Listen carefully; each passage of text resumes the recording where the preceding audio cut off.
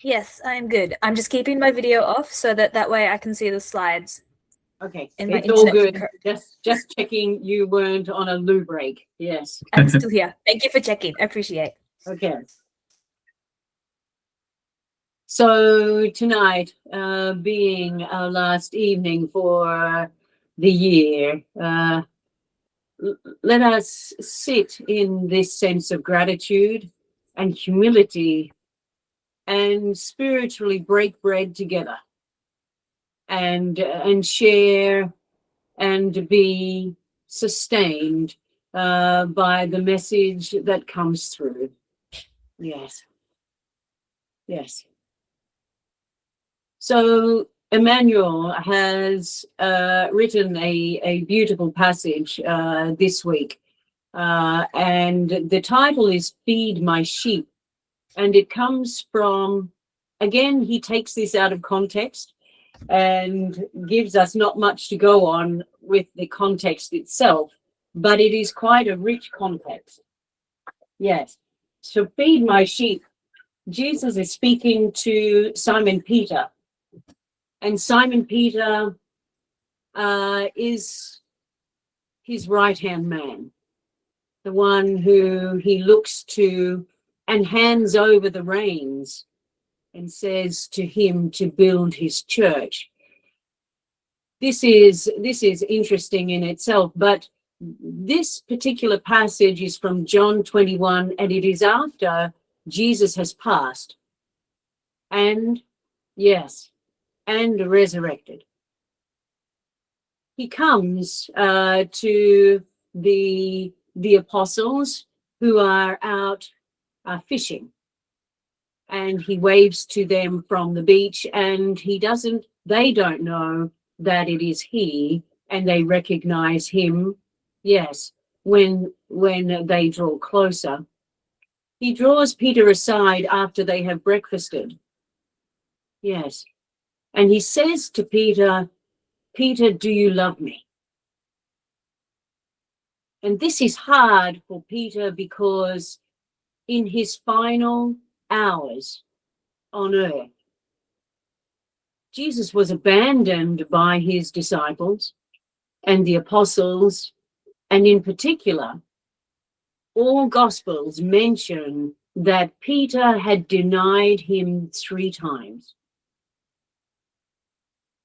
And this happens after Jesus is arrested, and Peter is close to where they are holding Jesus, and people see him and say to him, as he warms himself, so the story goes, warms himself by the fire, but he is listening for news, and they say to him 3 times by different people, I know you, I've seen you with him, you know him.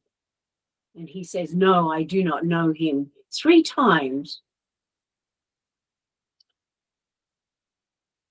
So it is interesting that this is a conversation that allows for Peter on the beach after Jesus has resurrected to join with him and to be restored in faith with him and to him. So he says to Peter, do you love me, Peter? And this is interesting also in the Greek, for we do not know what the Aramaic says here, because it hasn't all been translated from the Aramaic. But in the Greek, there are 4 words for love. One of the ones is to love something. I love ice cream. I love that particular flower. The second one that they use in biblical texts is a love for one's sexual partner. So that kind of love. Another love is in fraternity. I love you as a brother. And the 4th one is the word agape. And Louise, you know this word. It is a universal love. one that transcends all things. And Jesus uses this word, as noted in the early writings before they were translated into English, the word agape. Jesus used, do you love me? In a universal sense, in the sense that is beyond any kind of earthly, materialistic, or calculated love. And Peter's response is interesting because in the Greek, he doesn't use the word agape.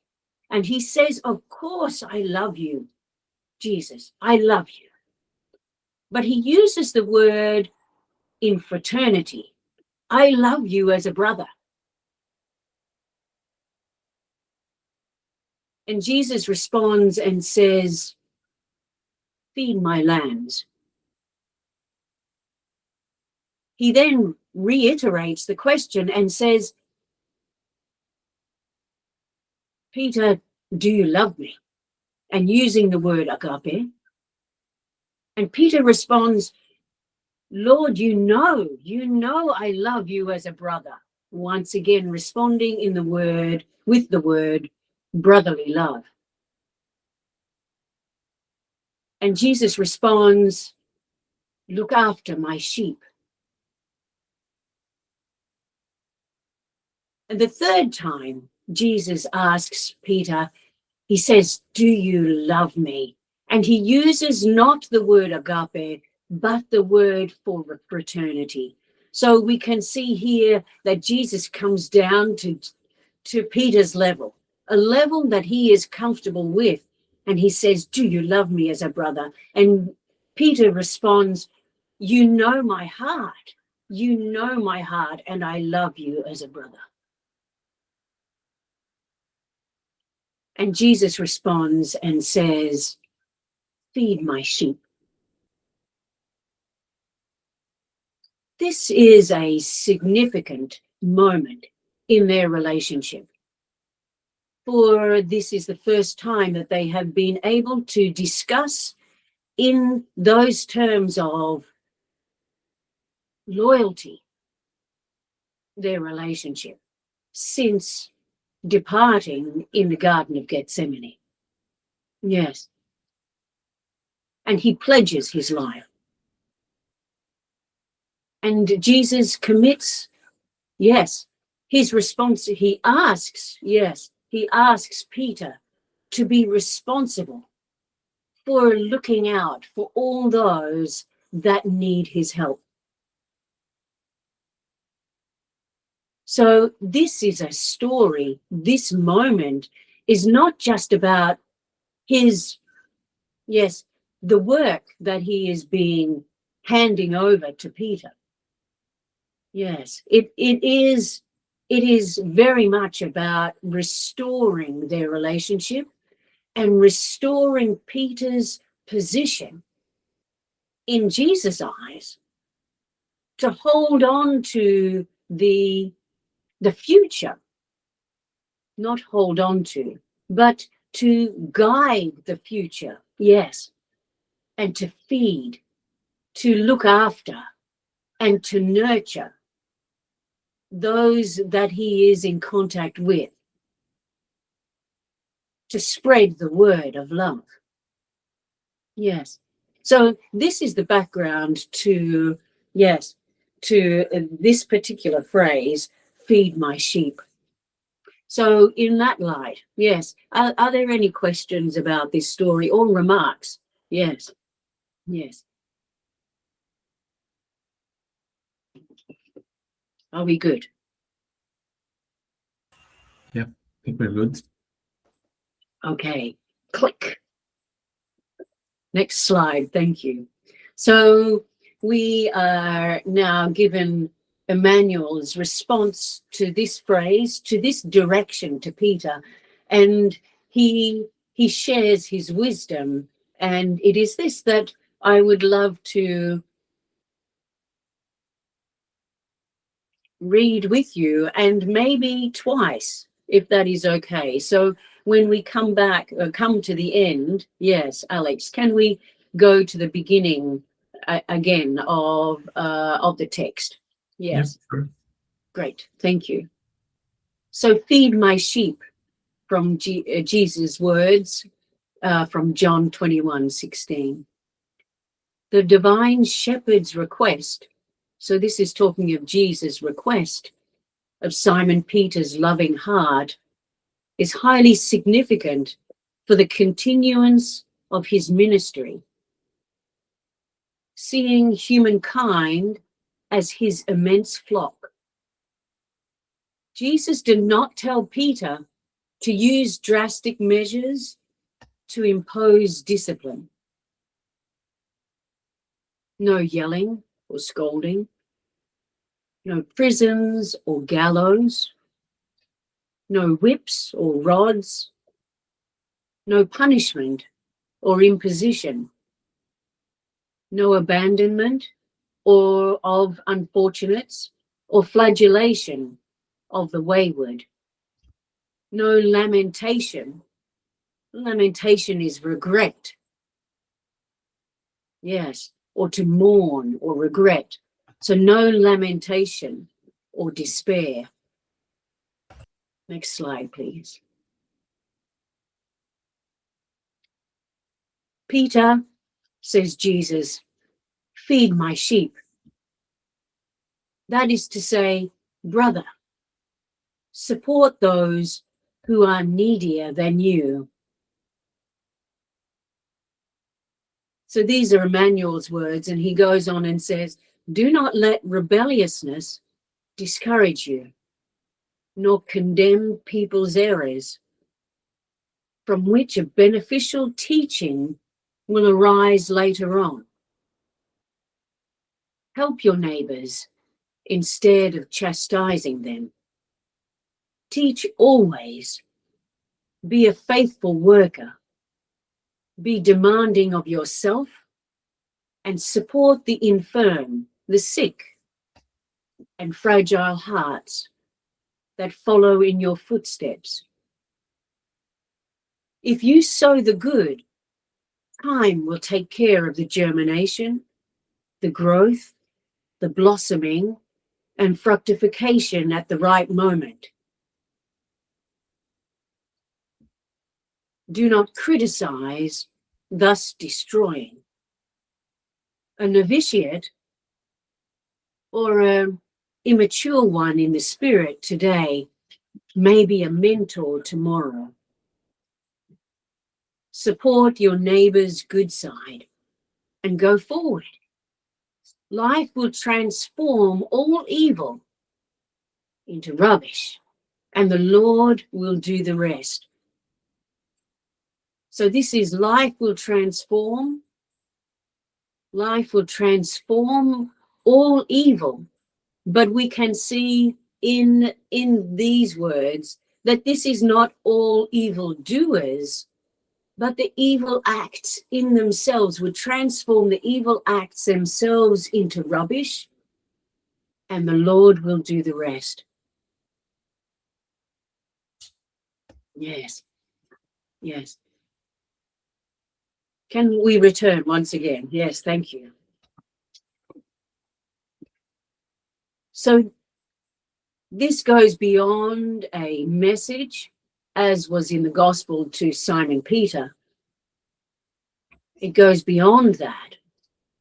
And we are given this message because we are the ones who are in a position, because we recognize that love transforms and transmutes pain into joy.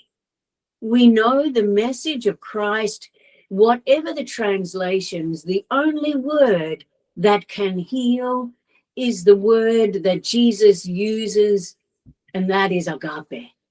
That is love. That is love. And so we are given opportunity to embrace the role that Simon Peter also was given, to embrace that role and to carry forth, not to establish a church and not to establish an institution, but to spread the word of love And so this is the beautiful message from Emmanuel. So as we read through each line, or can we please have our mics open and speak from your heart and share what impresses you about the lines that are being shared here? Yes. So let us read again. Feed my sheep. So Jesus' request of Simon Peter's loving heart is highly significant for the continuance of his ministry. Seeing humankind as his immense flock, Jesus does not tell Peter to use drastic measures to impose discipline. No yelling or scolding, no prisons or gallows, no whips or rods, no punishment or imposition, no abandonment of unfortunates or flagellation of the wayward. Let us stop there. Are there any comments so far?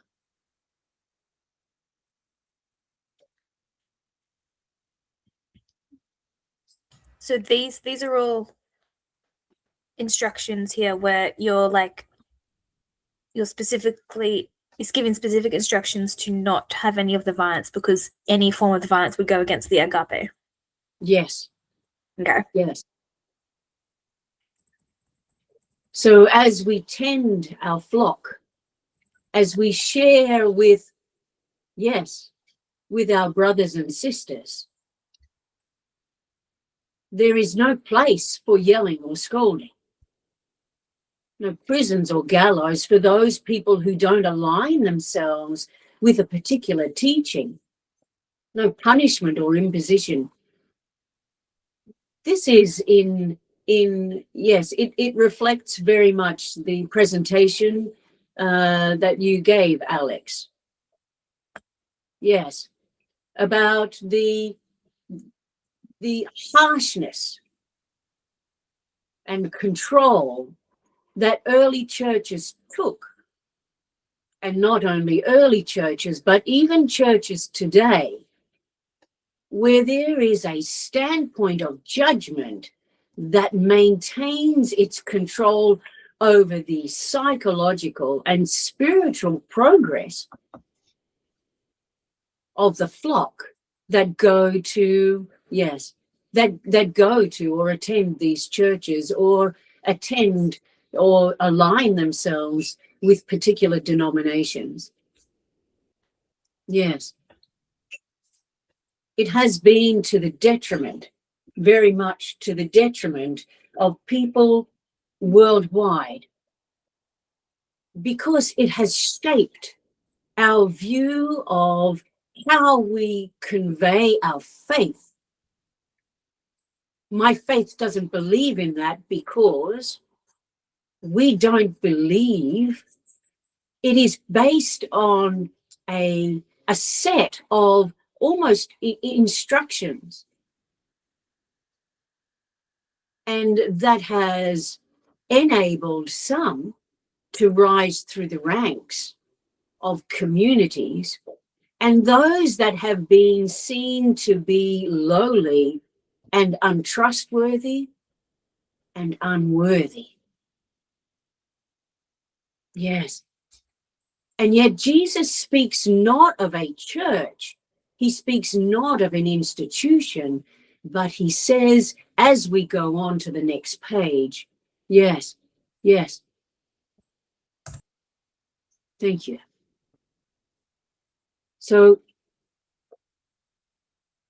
support those who are needier than you. And that doesn't mean that you look at some and say, they need guidance, I can show them the way.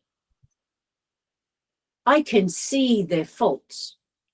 I can see how they lack fortitude. They lack the intelligence or the knowledge of Scripture. I need to show them. And so donning on the hat of spiritual guide, or one who is enlightened, This is important. This is so important because Jesus says to feed his sheep.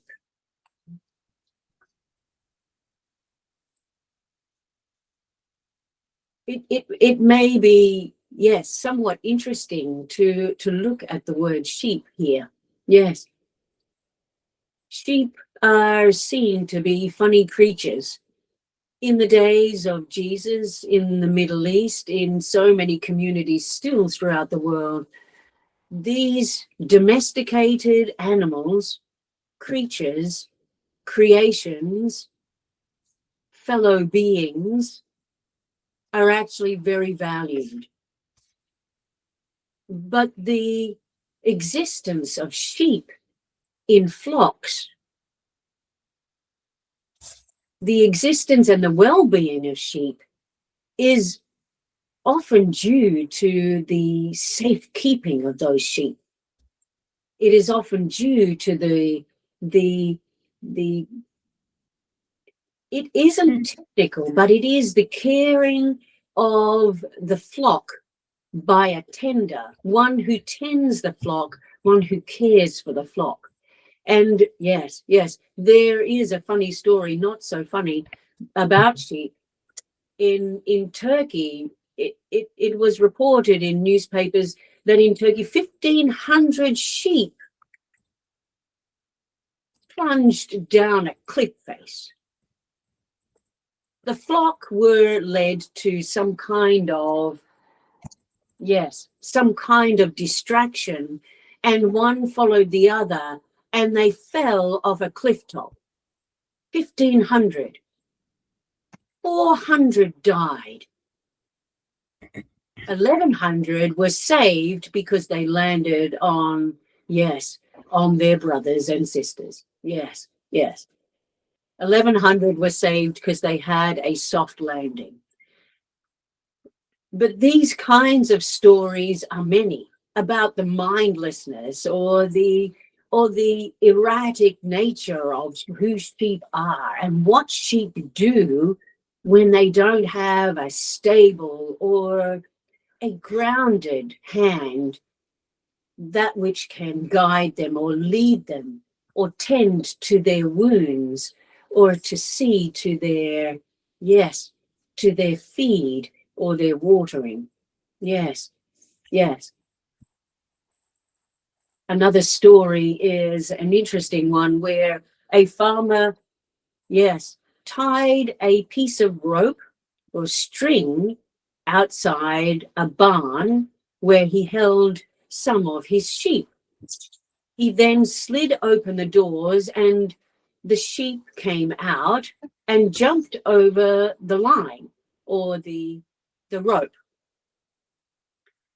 Halfway through, the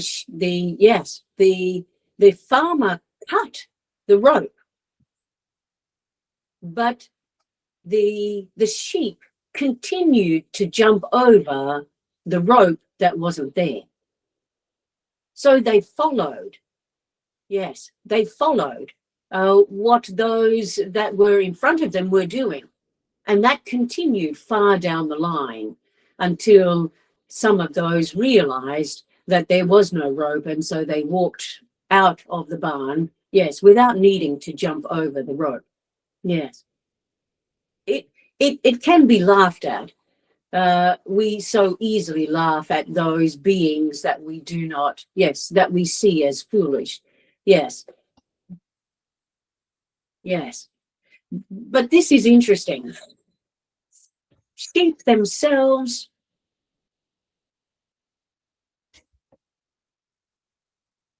are so often needing, as I said, to be tended. They are a herd animal. And so they find their comfort with each other and with those that are around them. They create firm bonds and they are loyal. And when there is a threat, they work together as a herd to protect themselves. And if one dies, from within the flock, there is noticeable pain and grief from those that are untouched. Yes, yes. But to protect themselves, for the most part, they are, yes, they are helpless. They can, yes, they can say, for example, a ewe can protect its young by kicking, or they can run. But like us, they are, yes, they are rather helpless. And so they rely on safekeeping. It also can be said that they are not discerning about the food that they eat or the water that they can consume. They do not look for a clean source of water, but if they are thirsty, will stop at a dirty puddle and consume the dirty puddle of water rather than to turn their head and see a better source and a cleaner source of water that is close by. So they rely, yes, this is why the Psalm 23, isn't it? That speaks of, yes, the Lord is my shepherd, from Isaiah. Yes. Is it the Psalm? Yes, it is a Psalm. The Lord is my shepherd. I shall not want, for he leads me to clean and fresh waters and to fresh pastures. So it is often up to the shepherd, the one that knows, the one that can guide, the one that is grounded, the one that is in the know, to not only protect, but to guide and to show and to help with wounds. And we see such parallels. And this is why in the Old Testament there are a number of references to people, the flocks.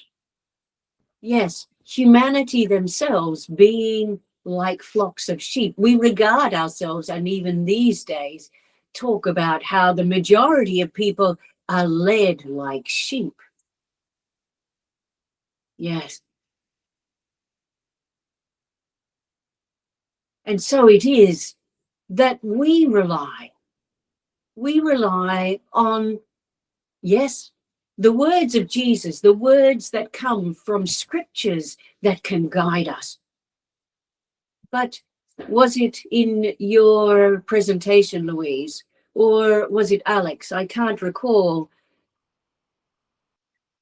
But there is a reliance on the heavenly front, those that are angelic or in spirit form, that rely on those that are here and now in earthly form to assist the work of love, to assist those that need to be guided and need our love and our compassion, that need for us to listen, that need for us to help with the healing. With sheep, they cannot heal their wounds. For so many animals, this is so. But even in cleanliness, we look at dogs and cats, domesticated animals that actually do cleanse themselves. But for sheep, because of their wool, because of how their body is shaped, they are so awkward, and hence it makes it very difficult to actually look after their hygiene, to keep them. And this is why we dock the tails of lambs, to keep them clean from infections that are brought on by insects, flies and such things. So flocks are kept healthy by the shepherd. They look to the shepherd to put salve or balms on their wounds. When a sheep falls down, what is the term? I can't recall. There is a term when a sheep falls down and can't get up again. So they are lying there with their feet up in the air and relying on something around them, or, yes, once again, the shepherd, the one that tends to their cares and their needs, to upright them. And so it is, the shepherd themselves needs to be attentive, aware,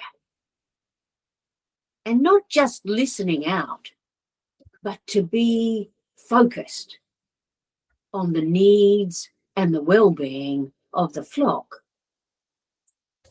This is not to say that sheep are stupid. They just operate on different rules. But often sheep will know their own shepherd. And when flocks from different places are gathered together, the flock will know the voice of their own shepherd, and they will run to him or her alone. They will not be duped, and they are often frightened by those that they do not know, strangers. And also they are disturbed and agitated by new surrounds.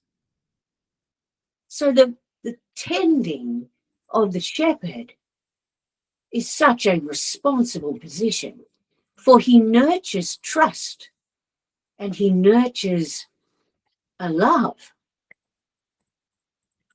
He nurtures them to understand their surroundings, to understand that he means no harm and that they are bonded because he has skills, he has knowledge, and she knows the way. And so there is no place, and as we go back to what Emmanuel is sharing with us, there is no place for scolding. There is no place for hurting one who does not know the way or does not know how to care for themselves. And this is so for mankind, for humankind. Those that we meet on a day-to-day basis, we think it is common knowledge to care for each other. But so many are so indoctrinated in looking out for themselves, in fighting and competing on their way through life. And we get agitated. We are confused by why people use violence against each other to solve their problems. We are confused and we lose patience. We do not know why. But it is not in their upbringing. It is not in their domestication, in the way that they have been domesticated. They have been told that one religion is better than another, that one source of divine light is more devout and more holy, more to the truth than what other and how other people practice some kind of faith or understanding of life. And so there is this sense of mistrust of each other.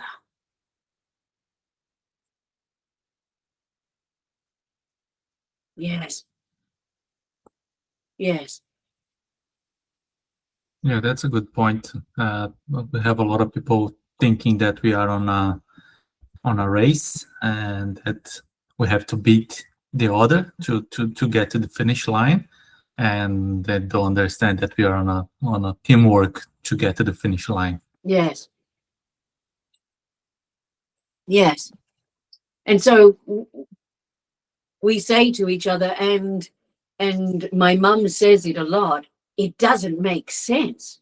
Why aren't they getting it? Sorry, you go. No, already said it. In another class I attend, yes, the mentor, yes, she shares her frustration with mediumship, and she says about the world, why isn't everyone on board with understanding that the spirit is eternal? Why isn't everyone getting it?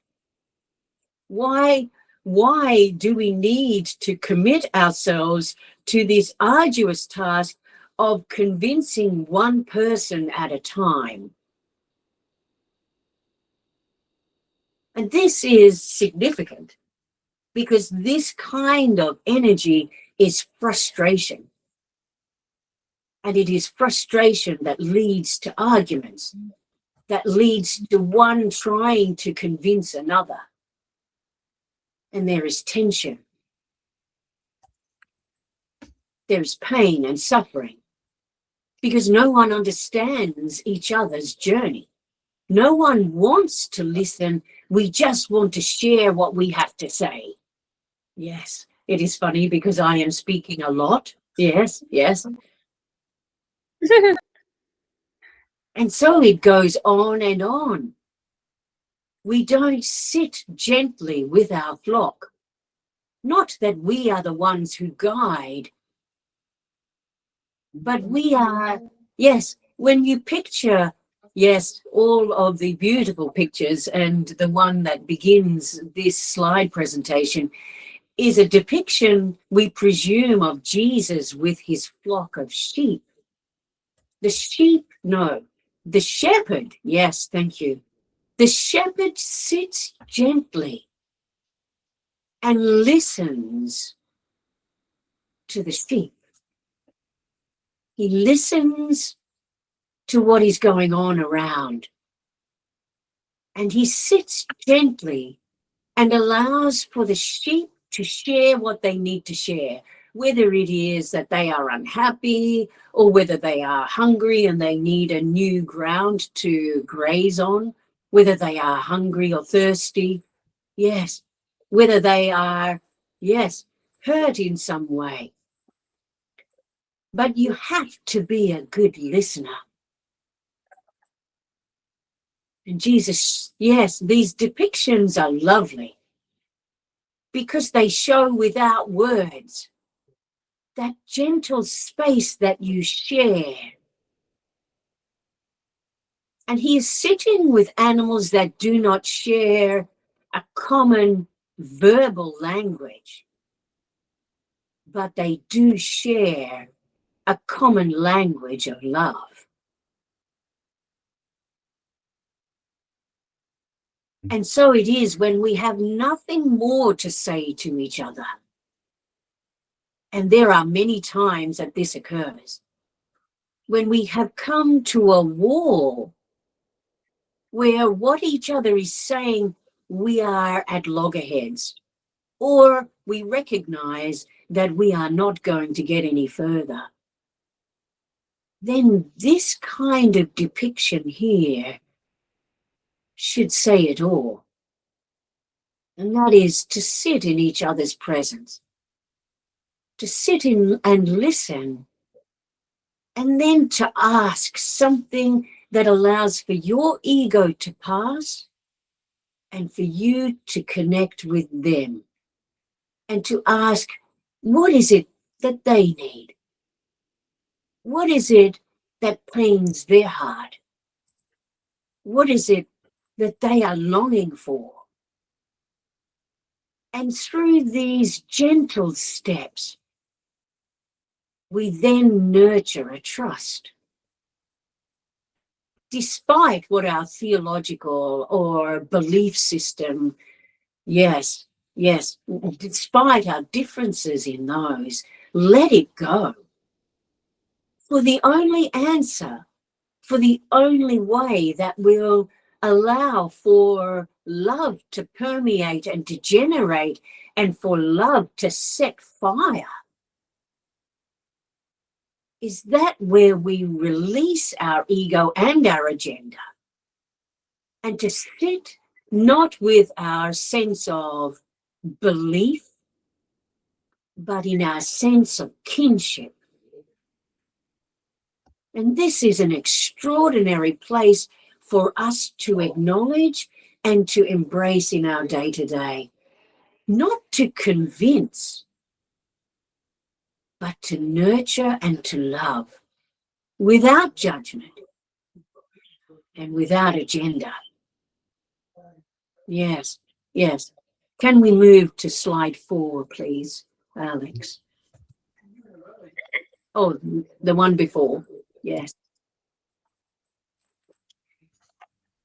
And so Emmanuel goes on and says, do not let rebelliousness discourage you, nor condemn people's errors, from which a beneficial teaching will arise later on, at some stage, whenever that is.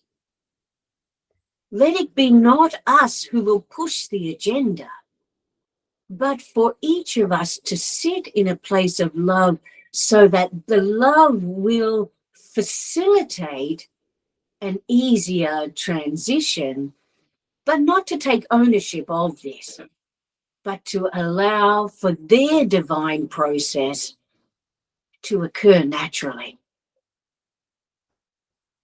Help your neighbors instead of chastising them.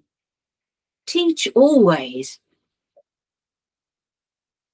Be a faithful worker, not to don on the hat of, I am a faithful worker, I am doing good. All I try is to be good. All I want is this and this to happen, and no one sees it. This is not in your favor to think this way. But if we sit with that gentle space that is illustrated in that first picture, to sit gently in the knowing that all we need to do is to be present, then love will flow without too much pain. The pain comes for us when we have this agenda, when we expect, and when we assume that others know that we are good. Yes. Be demanding of yourself and support the infirm, the sick ones, those who have fragile hearts that follow in our footsteps.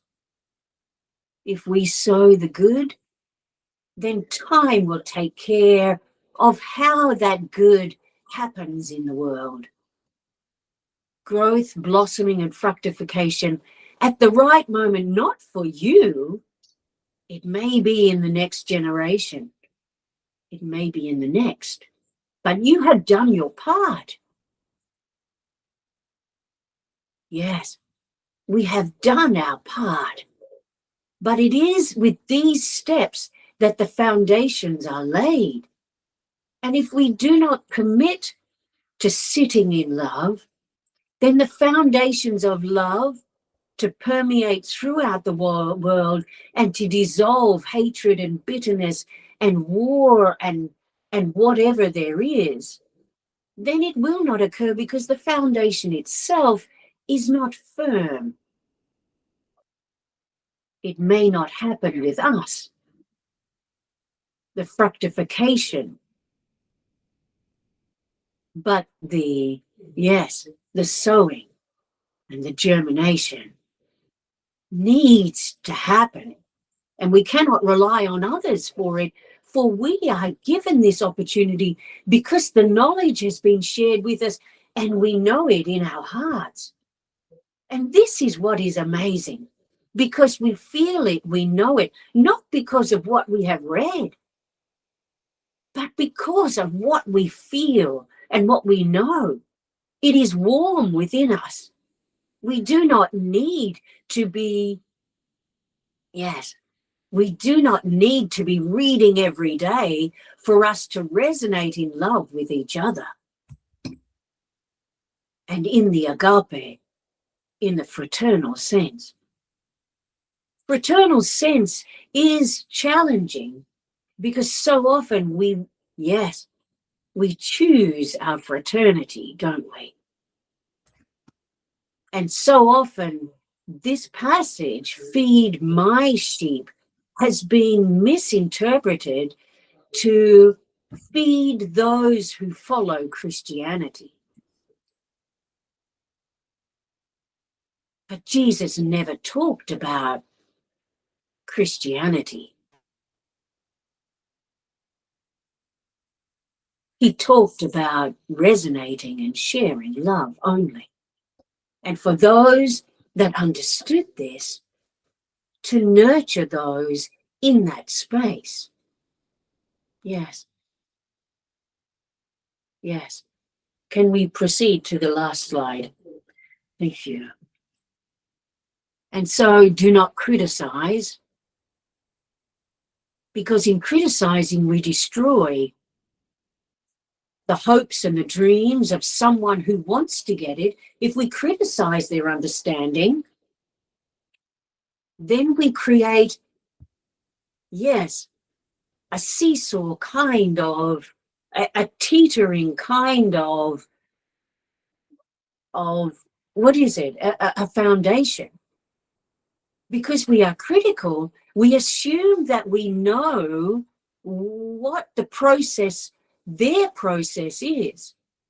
We assume that we can take, yes, we can take the role of teacher for their way of learning. But our way of learning, when we consider our way of learning, it has been a rocky road. It has been challenging, and it is like no other person's journey. We have got to where we have got because we have been allowed to tread our own path, and so we must honor the novitiate, the ones that come new to love, new to trusting, new to the embracing of the love light that permeates throughout all of creation. But it takes time. And if we give them time, and if we nurture gently, honestly, freely, and in a trustworthy and dependable way, a shepherd stands always with their flock. If we are dependable, then we do not shift either in our commitment to love. We may shift in the way in which we talk about love, the way in which we use different metaphors, or that we have been inspired by this or that. We may shift in that kind of way. But the love that we are sharing this day is agape. And it is universal, and it is all embracing. Even for those that have gone astray, even for those who are lost, we do not judge.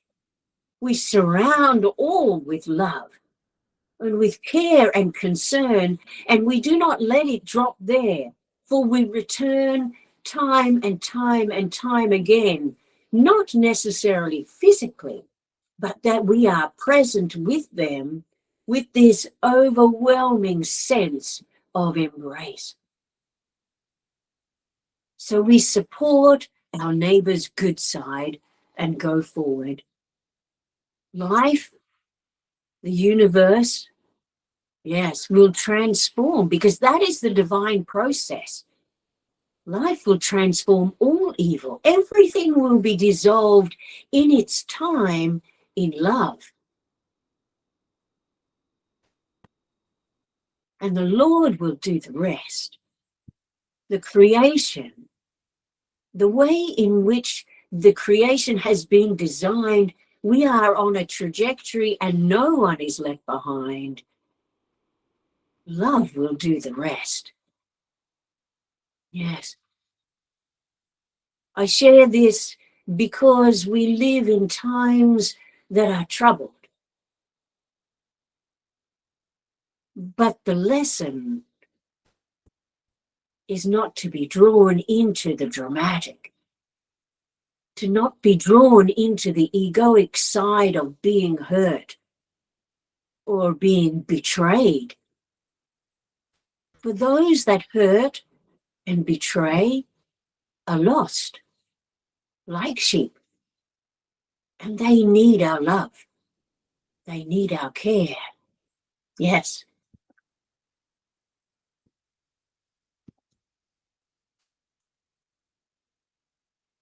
Yes.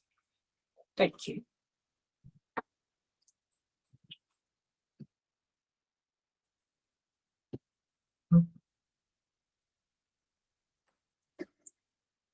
Yes. What did I do? And so we open up for discussion or sharing. Yes. Or both. Both are actually a part of each other. Yes.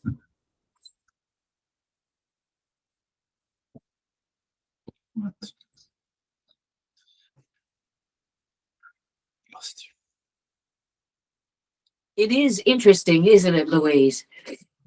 Because the academic world is full of fractious light. Everyone wants to prove a point. Everyone wants to be smarter than another, or to shed light in a new and significant and marvelous way. Yes. This is true. Yes. Everybody wants to everybody wants to like put forth their own ideas. They want to like expose their own ideas. And sometimes it gets competitive. Yes.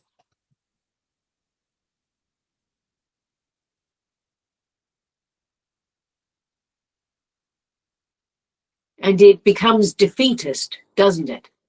I was going to say, yeah. And so if you think about it, that's which kind of love is that we're putting in with that? That's not agape, because that's not universal love, because it's almost like selfish love, because we're trying to get across and prove that what we think is right is right. It's not accepting the potential. It's not always accepting of like the possibility for both or multiple ideas to exist in the same vein at the same time. Yes. They don't use each other's ideas to make a better one. They just dismiss. No, mine is Yes. the only one that matters. Yeah. There's no meshing together. It's just butting heads. Mhm. Yeah, that's a good point. Yes. And there is competition, isn't there, for dollars, for universities to sponsor research and so we have this competitive light that destroys that sense of intrigue and naivety. It almost makes people, yes, defensive. Yes. Yeah. Yes.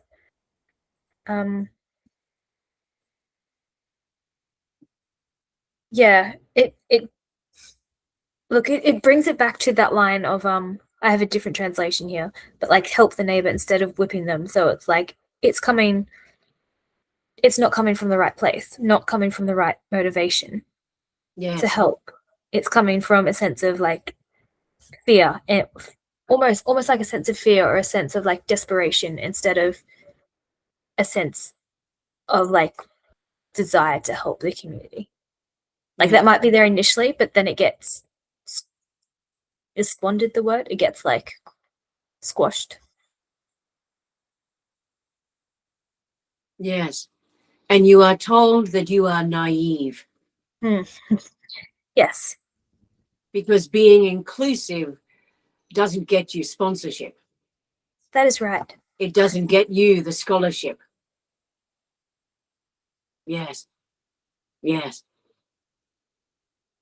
Yes. In your world too, Alex, is it competitive?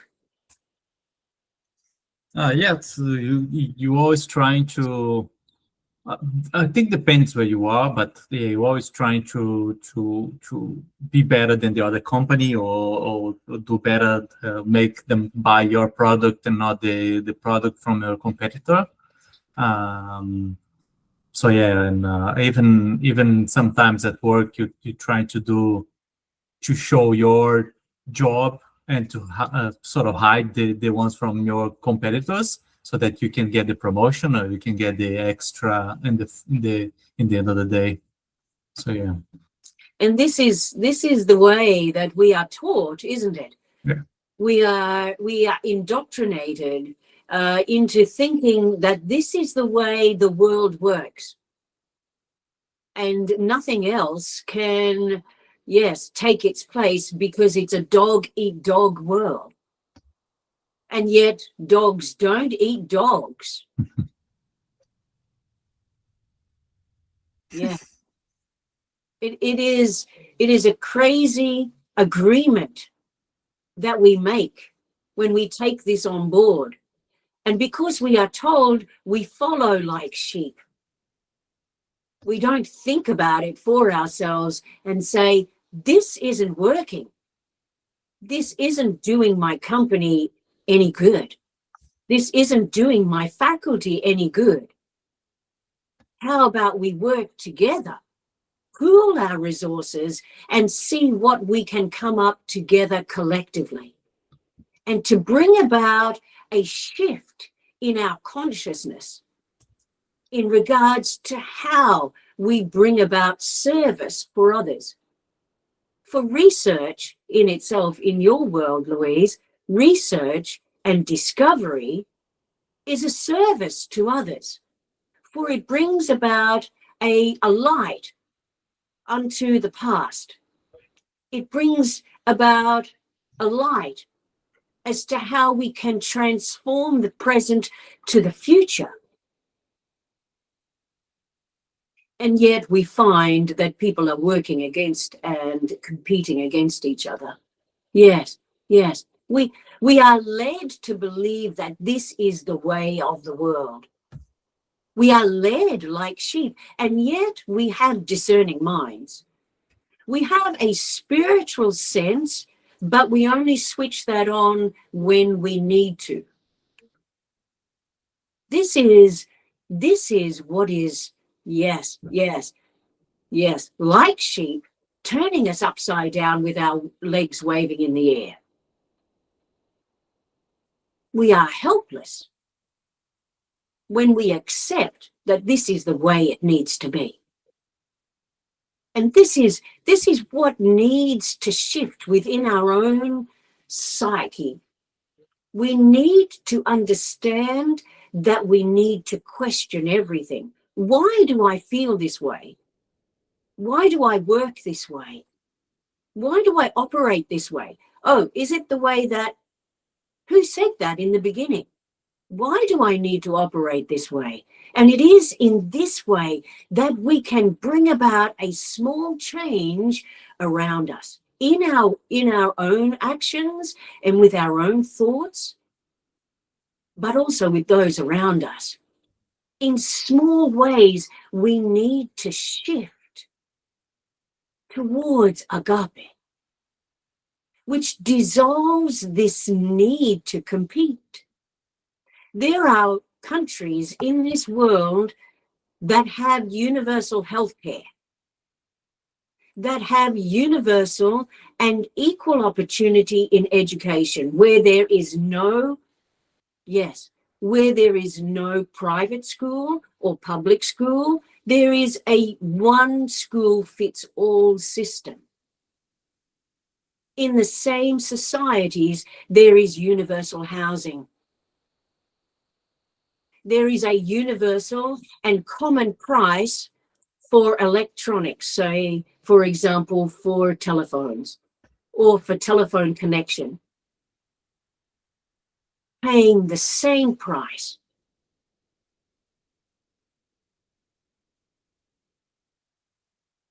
Having Universal housing means there is no homelessness. It means that everyone lives above the breadline. And where there is universal care for the elderly. These societies exist in our world, and yet here in Australia and in Brazil, I sense too, there is such competitive light that there is an extreme gap that exists between the haves and the have-nots. Those that have education, those that are denied education, those that have access to healthcare, and those that do not. Here in Australia, we are told that this is the way it is. This is our system. It is time that we set our shoulders, yes, to the wheel and push in our own way, however each of us are gifted, but to share your concerns about how we need to be fully inclusive and we need to fully embrace our brothers and sisters in love. Yes. Yes. Do not accept, like sheep, do not accept what is being told to you as it needs to be examined in your conscience and in your awareness first. Do not accept it blindly, for you do not need to. It's not written in law that we need to. Be critical thinkers, but always striving for that which resonates within us and allow for that love light to shine through every thought and action. Yes, we can make a difference if we question, if we analyze, and if we don't accept things blindly. Yes, yes, yes. Any other comments? I will be quiet now and listen. Yes. No, it's been very good presentation. Thank you. Thank you too. Great. So, Louise, are you sure there is nothing in there that wants to be released? Yes. I think it's like the bit that I value, not so much the bit that I value the most there, but I really like the phrase at the end of this reading where it's talking about let the seed grow. Like plant the seed and let it germinate, but specifically let, don't force it. Yes. Like it's a lot of the gospels are like about letting people experience things so that they can learn themselves. And I don't know why, but I feel like that's an important point for today. Yes. Yes.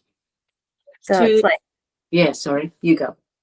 so yeah, with the idea, like bringing it back to like feed my sheep, it's like you have the education and you have the experience to be able to educate, and you can give that education, but you lay it out, you expose people to it, and you let them be able to experience the benefits of following, and then also the negatives of not following, so that you can learn yourself which way like works better for you for building a better society. But Yes. but specifically about like permission with letting. Yes. Yes. The parable of the lost sheep is one of those. Yes, that allow, yes, but not to abandon. Yes. So yeah. Yes, to let is one thing, but to honor their journey, yes, as the prodigal son, as the lost sheep, but do not let them go and rinse your hands cleanse your hands and say, they have chosen their path, I am done with them. Rather uplift them in whatever way, in whatever practice is possible. Yes. Yes. No forcing. Yes. But to show that you care. Yes. And they may reject it. That may be the case. But to always then, in a ho'oponopono state, or in whatever state that you want to sit in, that is gentle, and in prayerful meditation, to uplift them, surround them, and to ask not for them to be healed or for them to change their ways, but just to be surrounded in love. Yes. And then, yes, as you say, let it go. Yes. Thank you. Thank you, Luis. everyone.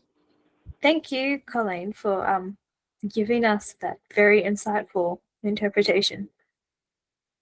It is a beautiful, beautiful presentation from Emmanuel tonight. Yes, yes. It resonates so deeply for all of us. Yes. Yes, you're welcome. So may we conclude tonight with a gentle prayer. Yes. Sure. Have your glasses present of Yep. water, so that the water that is present be blessed, and that it, yes, that it quenches our, yes, not only our palate, but that it quenches our souls. Yes. So let us close our eyes now in this beautiful moment of gratitude, gentle healing, and love.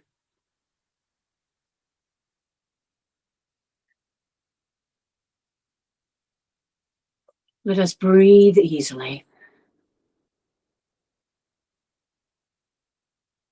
And in this moment, open our hearts and uplift our consciousness, releasing our need to chatter or to comment, releasing our need to be anything more than what we are right now in this moment.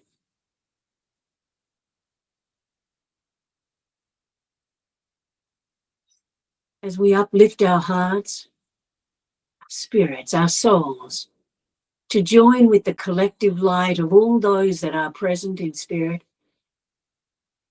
the living and those beyond the veil, we uplift and commune with you. We thank you for this great day, where we have come to a place of recognizing love in action through so many demonstrations of love in this day. The fact that the sun has not so much shone, but been gentle.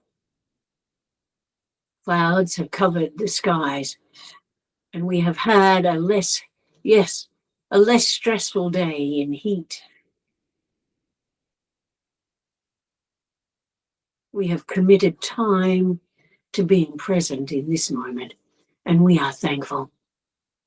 We are thankful for family that has brought us to this point through so much learning, so much experience, that have led us to recognize their value, for their contributions that have helped us to grow, that have helped us to think and to feel, to understand life in a particular way, and for us to be able to step from their shadows and to step into the light that is now shining upon us in the way that we choose. This is the gift that the creation that you, dear Lord, have provided for us the gift of free will. And it is in this moment that we open our hearts and join with you, with Jesus, with the great philosophers and inspirers of all time. For it is on their backs that we have come to this point with the knowledge and the understanding, the compassion. We recognize compassion. We recognize love. We recognize kindness. We recognize goodness and mercy. We recognize those that are lost. And yet we are gifted because of the experience that we have received in this lifetime thus far. We recognize that we are given abilities, capabilities, and opportunities to heal and to assist in the transformation of a world that longs to return to love. We uplift the world in its entirety. We uplift the world in all its facets. And we ask for nothing but for us to join in the collective raining down of love to soothe the souls of all those that are in need of our compassion, that need our love, releasing the judgment and welcoming all to the flock of life.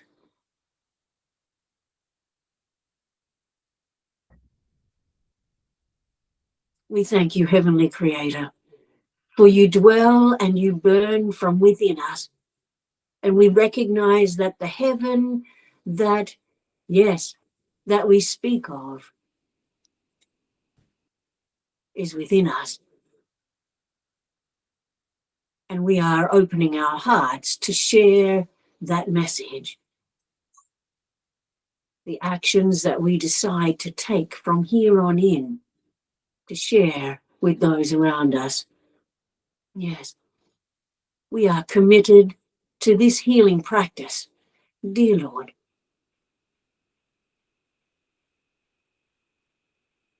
And as we feel the rain of love showering down upon us, cleansing us of our misgivings, healing us of our, yes, mistrust, of our pain, of our suffering, because we have held on too tightly onto the past. Allow for the love light to dissolve, to release, and allow us to step back into the sunshine that is love. May we generate peace, comfort, compassion, healing, kindness unto a world that is begging for our presence. Yes, we thank you, one and all. Amen. Thank you.